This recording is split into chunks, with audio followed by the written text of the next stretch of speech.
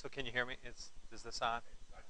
This is the first time I've been wired for a speech, so I want to make sure it works. Thanks very much for having me here. Great to see. You know, the states race, I call it, it's the election that affects all elections.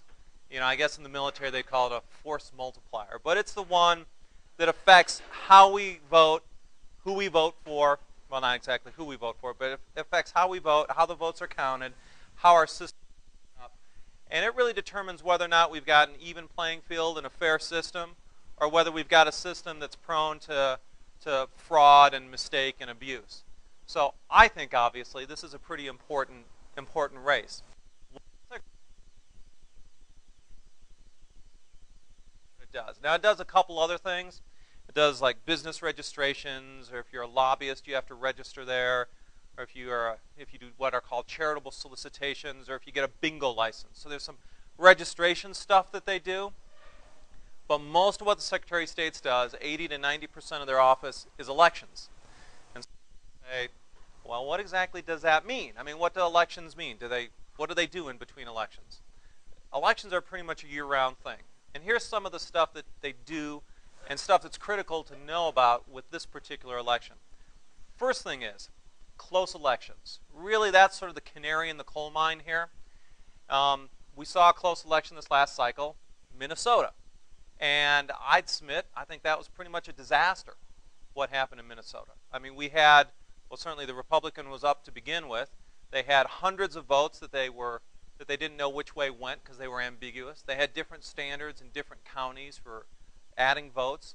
One of the canvass board members, actually a state Supreme Court justice, he said after the canvass board had looked at the votes, they said, we probably counted some votes twice, is what he said during that voting. You know, they had, you had the election where they'd count votes, and then what you're supposed to do is have a recount, and you use the same standards. Well, they would change the standards. And in some instances, one county would say, well, we found more votes during the election and the recount, we didn't see as many votes, so we're going to take the election results and we're going to ignore the recount results. In other counties, they say, well, we found more votes during the recount than we did the election, so we're going to count the votes that we had in the recount, and we're going to ignore what happened during election night. So it's really all over the map. It was not a good election. In fact, I think we'll never really know who won that race. Now, obviously, they've chosen a winner, and that winner is a difference between a filibuster-proof Senate and a non-filibuster-proof Senate. So this stuff really matters, and this stuff is just critical. Another close election, a lot of people haven't heard about this one, but back in Washington State for governor about 4 years ago, there's a guy named Dino Rossi who's the Republican candidate, and he won on election night. And they had a recount, and he won the recount. And then they had another recount, and he won that recount. And then they had another recount, and he lost that recount. And then they stopped. They were done with the recounts after the Democrat had won. That was a system where you couldn't really tell how much was fraud and how much was actually incompetence, because they really blended together after a while. People would find votes all over the place. You weren't really sure where they had been or where they had come from, and sometimes they were counted and sometimes they weren't. In that case, they were counted a lot. So close elections is the canary in the coal mine here. And let me tell you something about Colorado. We've had a lot of close elections here. You know, I don't know how long some folks have been involved, but we had a squeaker, you know, in 2002 when Bob Beaupre won for Congress by 121 votes. That was the closest race in the country. We had Governor Owens, when he won by the equivalent of 1 vote per precinct statewide. Very close race. This last cycle, we had another close race. State Senate, 70-vote margin. 2 years before that, in 2006, we had 2 House races that were about 100, 150-vote margin. So Colorado has a history of close races. And we need to have a good election system where we've got rules in place in advance, and you follow them for the election and for the recount, and you make sure it's a fair system. We've generally had that in Colorado. I mean, I've given you some stories from other states, and I think the reason we've had that is because we've had Republicans as secretaries of state. We've had Republican secretaries of state for about 2 decades now. For the first time, we've got a Democrat there, a guy named Bernie Busher, and he was appointed. He was not elected. He was appointed by Bill Ritter. what happened is we had a Republican who was elected. He got elected to go to Congress, Mike Kaufman. And so Ritter appointed a Democrat. The guy who's there now, he doesn't have a background in election law. He doesn't have a background in elections. And I think what he's doing is he's drifting along the currents of the Democrat majority. He's basically following what the governor wants him to do. And he's paying attention to the more radical elements in the Democratic Party, because those are the ones who complain a lot, and sort of doing what they want him to do. And some of the things that he's doing, I think, are really bad. One of the problems we've had is electronic machinery. The electronic machinery itself has worked pretty well.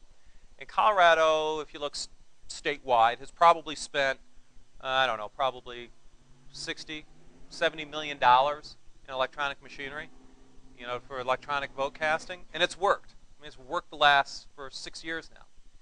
The Dems basically want to throw it all out. They want to get rid of all of it. And they don't really quite know how they're going to pay to replace it all. Well, they want to replace it with paper ballots only. Prohibit counties from doing that, from using electronic machinery. Well, the reason why is because there's some radical elements out there, I call them radical, who don't think that this electronic machinery can be trustworthy. They don't like it. They just don't like electronic machinery. And they talk about how it can be broken into and how it can be hacked and everything like that. I mean, I guess the way I look at it is, how many people have a computer? How many people connected to the internet? How many people sort of have a firewall or antivirus stuff and are intelligent about how they do this stuff? That's sort of think about electronic machinery. Our electronic machinery, it's not connected to the internet. It's secured and guarded, stuff like that. And, some of these folks, they think, well, if you have black-hooded ninjas who happen to have the security code, and they sneak in at night 2 weeks before the election, and they secretly change all the code, and then they sneak back there, and they have their wire cutters, and they cut through this, then they can change an election. All right, that's what they say. It hasn't happened in Colorado. But that doesn't matter because people want to throw all that stuff out. The problem is, paper ballots have problems too, and we saw that in Minnesota. One of the problems with Minnesota is you had, people claim there's a 99.99% accuracy in Minnesota. That sounds pretty good, doesn't it? 99. It's sort of like ivory soap, 99 and 96 100% pure.